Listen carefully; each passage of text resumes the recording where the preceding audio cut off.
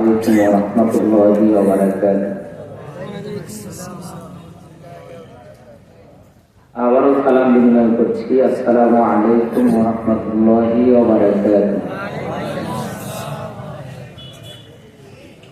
ইন্নাল হামদালিল্লাহি রাব্বিল আলামিন ওয়াল আকিবাতু লিল মুত্তাকিন والصلاة والسلام على سيد المرسلين وعلى آله وأصحابه أجمعين. فقد قال الله تعالى في كلامه المجيد. সকল জবান খুলে আমার সঙ্গে তেলাওয়াত করুন। আউযু বিল্লাহি মিনাশ শাইতানির রাজীম। বিসমিল্লাহির রহমানির রহিম। فأما من طغى وآثر الحياة الدنيا فإن الجحيم هي المأوى فأما من خاف مقام ربه ونهى النفس عن الهوى فإن الجنة هي المأوى. وقال في شأنه رسول الله صلى الله عليه وسلم إن الله وملائكته يصلون على النبي يا أيها الذين آمنوا صلوا عليه وسلموا تسليما. درود شريف. اللهم صل على محمد وعلى آل محمد كما صليت على إبراهيم وعلى آل إبراهيم إنك حميد مجيد. اللهم بارك على محمد وعلى آل محمد كما باركت على إبراهيم وعلى آل إبراهيم إنك حميد مجيد. معزز محترم, বাইতুল গাফুর রহিম কসারপাড়া হাফিজিয়া মাদ্রাসা ও এতিমখানা কর্তৃক আয়োজিত আজকের এই তাফসীরুল কোরআন মাহফিলের সম্মানিত সুযোগ্য সভাপতি সাহেব জনাব আলহাজ ডক্টর মোহাম্মদ রফিকুল ইসলাম মন্ডল খাজা সাহেব, সহ সভাপতি আলহাজ মোহাম্মদ আব্দুস সালাম সহ আজকের এই মাহফিলের প্রধান আলোচক সহ আমার ডাইনে বাইরে অসংখ্য ওলামা হযরত, সামনে বসা দিন প্রিয় ইসলাম প্রিয় সম্মানিত মুসলিম ভাইয়েরা, পর্দার অন্তরালেমা ও বোনেরা, আলোচনার শুরুতে আবার অন্তরের অন্তঃস্থল থেকে সালাম বিনিময় করছি। আসসালামু আলাইকুম ওয়া রাহমাতুল্লাহি ওয়া বারাকাতুহু। কেমন আছেন আপনারা? আল্লাহ পাকের শুকরিয়া যে মহান মনিব মহিয়ান গরিয়ান আমাদেরকে শীতের এই রজনীতে ডিসেম্বরের এই মুহূর্তে আরামের ঘুম হারাম করে যে মনিব আমাদেরকে আজকের এই তাফসীরুল কোরআন মাহফিলের আঙ্গিনায় বসবার তৌফিক এনায়েত করলেন, সে আল্লাহ পাকের শুকরিয়া জবান ভোলা আদায় করছি। সকলে বলছে আলহামদুলিল্লাহ। ভাই জবান দিয়েছেন কে? আল্লাহ। আল্লাহ দেওয়া জবান দিয়ে আল্লাহ শুকরিয়া আদায় করতে কোনো কার্পণতা আছে নাকি? যদি কোনো কৃপণতা না থাকে সকল জড়তা, সকল অজ্ঞতা, মূর্খতাকে ঝেড়ে ফেলে যেহেতু কোরআনের মাহফিলে বসেছি কোরআন শুনবার জন্য, সেই রব্বে কারিমের দরবারে আবারও শুকরিয়া আদায় করছি। সকলে বলছে আলহামদুলিল্লাহ। রব্বানা লাকাল হামদ হামদান কাসীরান মুবারাকান তাইয়িবান ফীহি। সেই সাথে দরুদ ও সালাম পাঠ করছি মানবতার মহান শিক্ষক সাইয়্যিদুল মুরসালিন আশরাফুল আম্বিয়া রাহমাতুল লিল আলামিন, যিনি আপনার আমার হৃদয়ের স্পন্দন, নবীকুলের শিরোমণি, আজ যিনি মদিনার মাটিতে আমাদের জন্য কেঁদেই চলছেন, সেই বিশ্ব নবীর দরবারে আমরা দরুদ ও সালাম পাঠ করছি। সকলে বলছি সাল্লাল্লাহু আলাইহি ওয়াসাল্লাম। সম্মানিত উপস্থিতি, এ পর্যন্ত আপনাদের সামনে আমার ভাই হাফেজ মাওলানা মোহাম্মদ মুস্তাফিজুর রহমান সহ অন্যান্যরা আলোচনা করে আপনাদের হৃদয়কে সিক্ত করেছেন। আল্লাহ রাব্বুল আলামিন তাদের হায়াতে তয়্যিবা দারাজ করুক, আমরা বলি আল্লাহুম্মা আমিন। যেহেতু আমরা আলোচনার মাহফিলে বসেছি কোরআন শুনবার জন্য, কোরআন থেকে আলোচনা হোক এইটা শুনতে রাজি নাই কারা কারা? রাজি আছেন তো সবাই? ইনশাআল্লাহ। আমরা কোরআনের মাহফিলে বসেছি কি শুনবার জন্য? ভাই একটু জবাব দেন। হ্যাঁ ভাই, আপনার থ্যাংক ইউ। যদি না বলেন তাহলে বুঝি কেমন? আসলে সত্যিকারে আপনারা কি কোরআন শুনবার জন্য বসেছেন? জি, এই তো একটু জবাব বের হয়ে আসে। মাহফিল চলবে যতক্ষণ আমরা আছি ততক্ষণ, বলেন ঠিক না বাকি? কোরআনের মাহফিলে কোরআন ছাড়া অন্য কিছু শোনা যাবে না।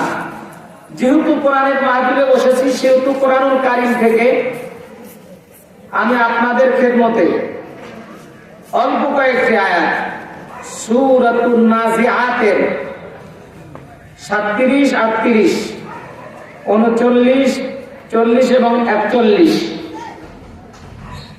এই 5টি আয়াতে কারিমা তেলাওয়াত করেছি। কয়টি আয়াত? কোন সূরা? আমাদের সমাজের একটি স্ট্যাটাস আছে, তাফসীরুল কোরআন মাহফিল শুনে যাওয়ার পরে অনেকেই বলে যে বক্তা তো অনেক আলোচনা করে গেল, কি মধুর টান আর সুর। যদি জিজ্ঞেস করা যায়, ভাই আপনি কি আলোচনা শুনে আসলেন, কি তাফসীর শুনে আসলেন? বলে বক্তা যে কি বললো তা তো আমি নিজেও বুঝিনি। এমন তাফসীর আমরা শুনতে চাই না ইনশাআল্লাহ, নাকি বলেন? যা শুনবো সেটা যেন আমাদের বোধগম্য হয়, নাকি বলেন?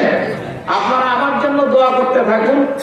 আমি সূরাতুন নাজিয়াত থেকে যে 5টি আয়াতে কারিমা তেলাওয়াত করেছি, এর উপর আলোচনা পেশ করার মতো আল্লাহ তাআলা আমাকে যেন তৌফিক, যোগ্যতা দান করে, আমরা বলি আল্লাহুম্মা আমিন। সম্মানিত ভাইয়েরা আমার, কোরআনুল কারীমের এই সূরাতুন নাজিআত নবী করিম সাল্লাল্লাহু আলাইহি সাল্লামের মাক্কি জীবনে অবতীর্ণ হয়েছে। কোন জীবনে? আল্লাহ রাসূলের যে জীবন, এটা দুই ভাগে, প্রাথমিক পর্যায়ে দুই ভাগে বিভক্ত। একটা হলো মাক্কি জীবন আর একটা মাদানী জীবন। মাক্কি জীবনে বিশ্বনবী সাল্লাল্লাহু আলাইহি সাল্লাম 11 বছর ছিলেন না 13 বছর ছিলেন? 13 বছর। কত বছর? নবুয়তের জীবনটা বিশ্বনবী সাল্লাল্লাহু আলাইহি সাল্লামের 23 বছর। তার মধ্যে মক্কায় ছিলেন কয় বছর? 13। মদিনায় ছিলেন 10। 13 আর 10 কত হলো? রাসূলের বয়স কত ছিল? 63। 63 বছর বয়সে তিনি দুনিয়া থেকে বিদায় নিয়ে চলে যান। সম্মানিত ভাইরা আমার, এই নবী করিম সাল্লাল্লাহু আলাইহি সাল্লামের মাক্কি জীবনে সূরাতুন নাজিআত অবতীর্ণ হয়। আপনাদের কাছে আমার প্রথম প্রশ্ন হলো, আল্লাহ তাআলা বিশ্বনবীর উপর এই কোরআন অবতীর্ণ করে, এই কোরআন আল্লাহ রাসূলের উপর অবতীর্ণ করেছেন, বলেন ঠিক না বাকি? এটা হলো হুদাল লিন-নাস, মানব জাতির জন্য এটা হেদায়েত। এইটা হচ্ছে আপনার আমার জন্য সংবিধান। এটা একটা নাজাতের কিতাব, মুক্তির কিতাব, বলেন ঠিক না বাকি? এই কোরআন অবতীর্ণ করে কোরআনের ভিতরে আল্লাহ তাআলা বিধান দিয়েছেন, নামাজের বিধান, হজের বিধান, যাকাতের বিধান, ওছরের বিধান, পর্দার বিধান দিয়েছেন কি দিয়েছেন না? ভাই একটু জবাব দেন না। যে সমস্ত ভাইরা বাইরে ভলেন্টিয়ারের দায়িত্ব পালন করছেন, আমি তাদের দৃষ্টি আকর্ষণ করছি, মাহফিলের আশেপাশে অনেক গ্যাঞ্জাম হচ্ছে। সম্মানিত ভাইরা আমার, যেহেতু এটা একটা জান্নাতের বাগান, কিসের বাগান? দুনিয়ায় কেউ যদি জান্নাতের বাগান দেখতে চায়, তাহলে সে যেন মসজিদ, মাদ্রাসা এবং ওয়াজ মাহফিলের স্থানগুলোর দিকে তাকায়, বলেন আল্লাহু আকবার। এই জান্নাতের বাগানে আমরা জান্নাতের পাখিরাই কিন্তু আছি। মাদ্রাসা হায় বাগি জান্নাত, মুআল্লিম হায় মিসলেগুল, শহুদ ইসমে আলমেদিন হায়, তালাবা হায় বুলবুল। চিৎকার দিয়ে বলেন আল্লাহু আকবার। তাহলে এখন কোরআন মাহফিলের এই ময়দানে আমরা যারা বসছি, আমরা কিন্তু জান্নাতের বাগানে বসছি, বলেন ঠিক না ঠিক? এই জন্য জান্নাতের পাখিরা একটু আওয়াজ দেবে। বাইরে যে সমস্ত ভাইরা ঘোরাফেরা করছে, আমি তাদের দৃষ্টি আকর্ষণ করছি, মাহফিলের এই সুন্দর পরিবেশকে আপনারা ভুলিত করবেন না। তাহলে সূরাতুন নাজিআত বিশ্বনবীর কোন জীবনে অবতীর্ণ? কোরআন শুনলে একটু মন মানসের ভিতরে একটু বসায় নিতে হবে, দেমাগটা এখানে ফ্রেশ করতে হবে। তাহলে মাক্কি জীবনে অবতীর্ণ এই সূরাতুন নাজিআতের ভিতরে আয়াত আছে 46টি। কয়টা আয়াত? এর ভিতর থেকে আপনাদের খেদমতে আমি আয়াত তেলাওয়াত করছি কয়টি? 5টি আয়াত কারিমা তেলাওয়াত করছি। বিশ্বনবীর উপরে কোরআন অবতীর্ণ হওয়ার পর আল্লাহ রাসূলের প্রতি সর্বপ্রথম যে আহকামটা, যে হুকুমটা দেওয়া হলো, সেই হুকুমটা কি? সেটা কি আমাদের জানা আছে ভাই? সর্বপ্রথম যে হুকুমটা দিয়েছেন, সেই হুকুম সম্পর্কে আমাদের জানতে হবে। আজকে আমাদের দেশে মর্নিং মক্তব গুলো চালু না থাকার কারণে যুবকদের অবস্থা খুব খারাপ হয়ে যাচ্ছে, বলেন ঠিক না ভাই? একটু জবাব দিতে হবে ভাই। মহান আল্লাহ সুবহানাহু ওয়া তাআলা সূরাতুন নাজিয়াতের এই 5টি আয়াতে কারিমার ভিতরে ডাক দিয়ে বললেন, ও দুনিয়াবাসী, তোমরা ভালো করে শোনো। দুনিয়ার মানুষগুলো যদি 2টি কাজ ছাড়তে পারে, কয়টি কাজ? আরো আসতে বলেন, পাশের লোকটাও যাতে না শোনে। কয়টি কাজ? 2টি কাজ যদি তারা ছাড়তে পারে, তাহলে আল্লাহ জাহিন নামক জাহান্নাম থেকে বাঁচায়া দিবেন। চিৎকার দিয়া বলেন সুবহানাল্লাহ। আল্লাহ ছেড়ে দিতে হবে কয়টি কাজ? 2টি। আল্লাহ তাআলা বললেন, আর যদি তোমরা 2টি কাজ ধরতে পারো, তাহলে আমি আল্লাহ তোমাদেরকে জান্নাত দিয়ে দেব। চিৎকার দিয়ে বলেন সুবহানাল্লাহ। এখন কি কি 2টি কাজ আপনি ছাড়বেন?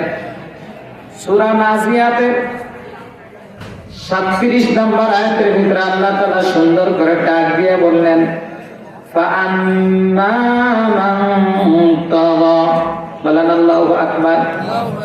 ফাআম্মা মান তাগা, অতঃপর যে ব্যক্তি তগা প্রদর্শন করলো, ওয়া আসারাল হায়াতাদ দুনিয়া, এবং দুনিয়াকে ধরলো। 1 নাম্বার কি প্রদর্শন করলো ভাই? তগা। প্রশ্ন আসতে পারে, মা মানে তগা? তগা কি? তগা হচ্ছে দাম্ভিকতা। তগা অর্থ কি? দাম্ভিকতা। তগা অর্থ হলো অবাধ্য হওয়া। কি হওয়া ভাই? অবাধ্য হওয়া। তগা অর্থ হলো অহংকারী করা। এখন অহংকার আমাদের আছে না নাই? অহংকার আছে। আল্লাহ তাআলা ডাক দিয়ে বললেন, ফাআম্মা মান তাগা, ও দুনিয়াবাসী, তোমাদের 1 নম্বরের কাজ হলো তোমরা এই তগা ছেড়ে দাও, অহংকারী ছেড়ে দাও, অবাধ্য হওয়া বাদ দাও। যদি তোমাদের রবের অবাধ্য হও এবং দুনিয়ার লোভ যদি তোমাদের অন্তরে পেয়ে বসে, দুনিয়া কি মজা নিল, দুনিয়া কি মারি হায়, খাও দাও ফুর্তি করো, দুনিয়াটা মস্ত বড়, এই স্লোগানের উপর আমরা যদি থাকি, আর যদি আমরা বলি নগদ যা পাও হাত পেতে নাও, নগদ যা পাও হাত পেতে নাও, দূরের খাতা বাকি থাকে, কি লাভ হবে দূরের বাদ্য শুনে মাঝখানে যে বেজায় পাক? বলেন আল্লাহু আকবার। আমাদের দেশের কিছু মানুষ আছে এই স্লোগানে চলছে যে নগদ যা পাও হাত পেতে নাও। এই দুনিয়ায় সবকিছু মনে হয়, আখেরাতে কিছুই নাই, আখেরাতের বিশ্বাস নাই। এই স্লোগানে যারা চলবে তারা নিশ্চয় জাহিম নামক জাহান্নামে যাবে। বলেন নাউযুবিল্লাহ। এই জন্য আল্লাহ তাআলা ডাক দিয়ে বললেন বান্দা দুনিয়ার এই জায়গায় এসে এক নাম্বার তোমরা আল্লাহ অবাধ্য হইও না, তোমাদের রবের অবাধ্য হইও না। দুনিয়া, দুনিয়ার লোভ লালসা করো না। যদি দুনিয়ার লোভ লালসা করো তাহলে ফাইন্নাল জাহিমা হিয়াল মাওয়া, আল্লাহ তাআলা ঘোষণা দিলেন তোমরা জাহিম নামক জাহান্নামে যাবে। সম্মানিত ভাইরা আমার, তাহলে এই দুটি কাজ ছেড়ে দিতে হবে। কটা কাজ ছেড়ে দিতে হবে? দুইটি কাজ। একটা হলো অবাধ্য হওয়া যাবে না। কার অবাধ্য হওয়া যাবে না? রবের। রবের আপনার রব্বে কারিমের আপনার প্রভুর অবাধ্য হতে পারবেন না, অবাধ্য হওয়া যাবে না। সম্মানিত ভাইরা আমার, একটু কান লাগান। এই পৃথিবীতে অবাধ্য যিনি হয়েছিলেন তার রবের সর্বপ্রথম অবাধ্য হয়েছিলেন শয়তান। বলেন ঠিক না ঠিক? আল্লাহ তাআলা সুন্দর করে ডাক দিয়ে বললেন যখন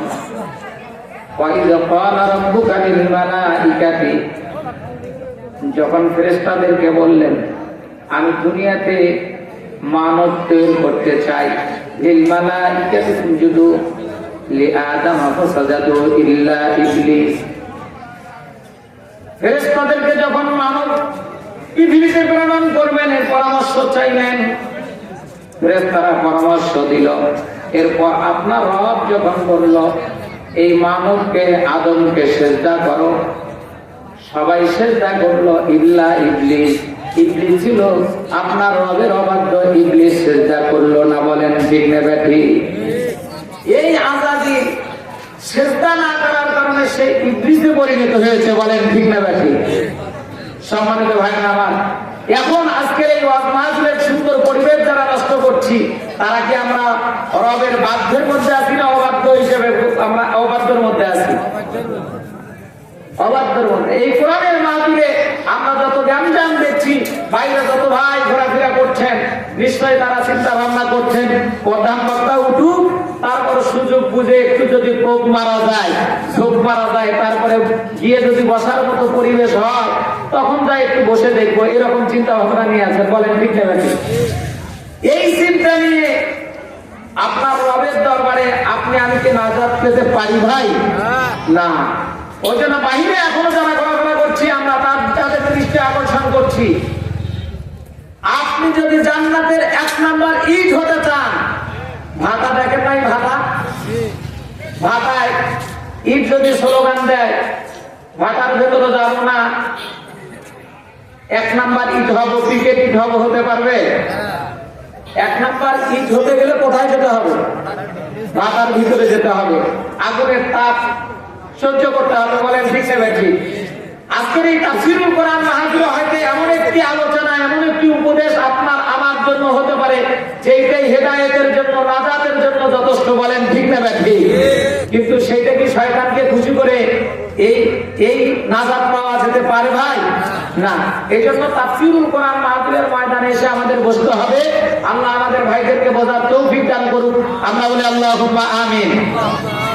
কথা হচ্ছিল কোরআন থেকে। কোন সূরা?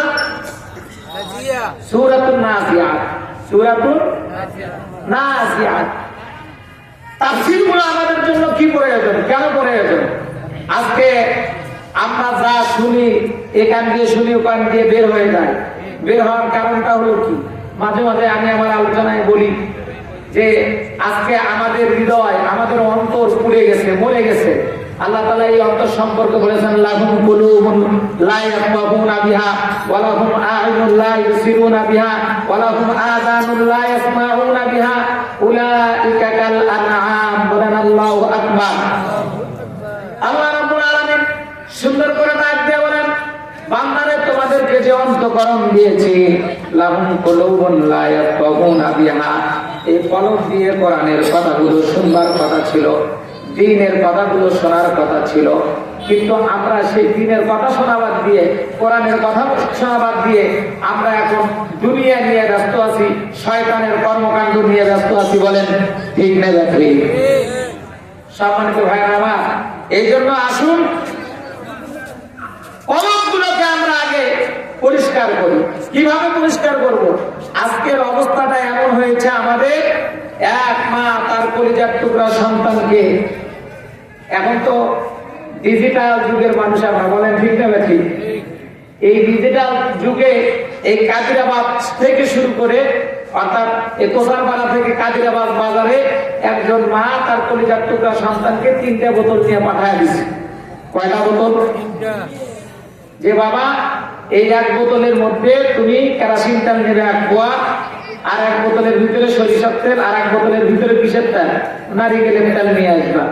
মানে নারিকেলের তেল না নিয়ে আসলে তোমার মায়ের গরম মাথা ঠান্ডা হবে না, সরিষার তেল না নিয়ে আসলে তোমার মাছভাজি খাওয়া হবে না, কেরাসিন তেল না নিয়ে আসলে তোমার ল্যাম্পও জ্বলবে না। আগে তো এরকম কারেন্টের ব্যবস্থা ছিল না, ছিল কি? ছিল না।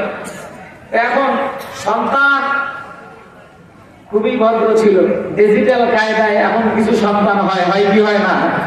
সম্মানিত ভাইরা আমার, এই সন্তান বড় বোতলটা একেবারে পকেটের ভিতরে রেখে ছোট দুটো বোতল এরকম নিয়ে, এখন যেরকম ইউক্রেন আর রাশিয়া, ফিলিস্তিন আর ইসরায়েল যুদ্ধ চলছে কি চলছে না? এরকম যুদ্ধ চলছে, তো ওই সন্তান 2 হাতে 2টে বোতল এরকম বাজাতে বাজাতে বাজাতে বাজাতে কাদিরাবাদ পর্যন্ত গেছে। কাদিরাবাদ যেই দোকানের সামনে গেছে, দুটো একটু জোরে বাড়ি লাগার পর ঠাস করে ভট্টাস হয়ে গেছে, বোতল কেটে শেষ। এখন বোতল থাকলো কয়টা? একটা বোতল থাকলো। এখন দোকানদারের সামনে দিয়ে চিন্তা ভাবনা করছে, মা তো 3টে বোতল দিল, 2টা তো শেষ, বোতল আছে একটা, এখন দেখি এই এক বোতলের ভেতরে 3 প্রকার তেল নেওয়া যায় কিনা। দোকানদারকে বলছে যে ভাই, এই যে তোমার বোতলটা দিলাম, এই বোতলে আগে 1 পোয়া কেরাসিন তেল দাও। কি দাও? 1 পোয়া কেরাসিন তেল দেওয়ার পর বলছে, এখন তুমি এই বোতলের এই 1 পোয়া কেরাসিন যে পর্যন্ত হয়েছে ওখানে একটা দাগ দাও, টান দাও। দোকানদার বলছে যে আচ্ছা ঠিক আছে, একটা চিহ্ন দিলাম। এরপরে বলছে এর উপরে এখন 100 টাকা সরিষার তেল দাও। দোকানদার বলছে যে ভাই, তুমি 1 পোয়া কেরাসিনের উপর সরিষা নিলে দুটো তো একবারে 38 হয়ে যাবে।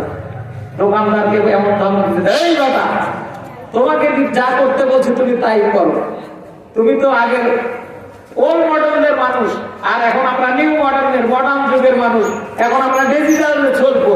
ডিজিটাল যুগের মানুষ, তুমি আগে দাও 1 পোয়া আগে কেরাসিন দাও, তারপরে সরিষা দাও। এখন 1 পোয়া কেরাসিনের উপরে 100 টাকা কি দিছে? সরিষা।